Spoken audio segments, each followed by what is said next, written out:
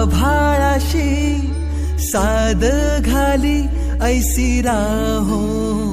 कृपा दृष्टी आम्हावरी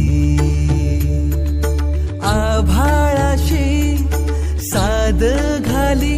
ऐसी राहो कृपा दृष्टी आम्हावरी तुझ वंदितो मी चरण चरण येऊनी तुझला शरण तुझ वंदितो मी चरण चरण येऊनी तुझला शरण हे गजानन गजमुखधारक दाता तू अमुचा मंगलमूर्ती श्री गणेश तू गजवदना तू